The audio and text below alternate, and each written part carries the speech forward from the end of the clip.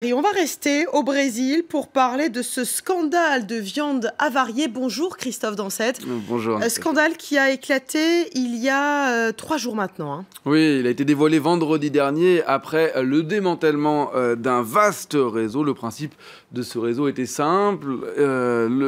Des inspecteurs du ministère de l'Agriculture étaient soudoyés pour délivrer des permis sanitaires sans procéder au contrôle. De la viande avariée se retrouvait donc dans le commerce. Par ailleurs, des pots de vin auraient contribué à alimenter les caisses du parti du mouvement démocratique, le parti du président Michel Temer. Ce dernier a voulu rassurer. Hier, il a invité plus de 150 ambassadeurs étrangers à un barbecue. Il affirme vouloir accélérer les contrôles et cherche à minimiser l'importance de l'affaire. On l'écoute. C'est important de souligner que sur les 11 000 fonctionnaires du ministère de l'Agriculture, seuls 33 sont mis en cause dans l'enquête.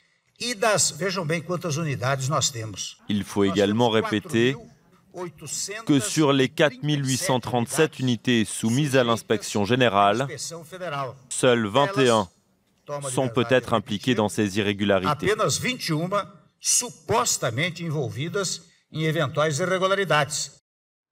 Tout faire donc pour minimiser l'affaire, Christophe, car les conséquences économiques pourraient être très importantes pour le Brésil. Oui, car le Brésil est tout simplement le premier exportateur mondial de viande. Il exporte sa viande vers plus de 150 pays, des exportations qui rapportent en tout plus de 10 milliards de dollars par an.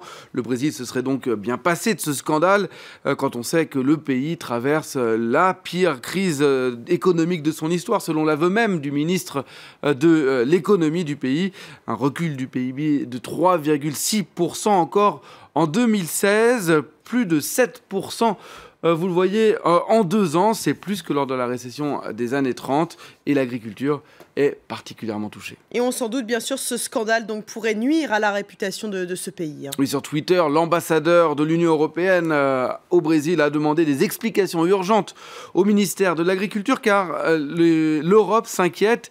Elle est en pleine négociation avec le Mercosur, le marché commun sud-américain, sur un accord commercial justement. Des négociations qui risquent d'être perturbées, surtout que la prochaine réunion doit avoir lieu dans quelques jours d'ici la fin du mois.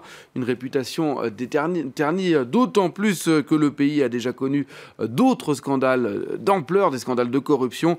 En particulier, le plus emblématique, c'est celui de Petrobras, scandale qui a coûté le poste, qui a conduit à la destitution de l'ancienne présidente Dilma Rousseff. On s'en souvient. Merci beaucoup Christophe Dansette de nous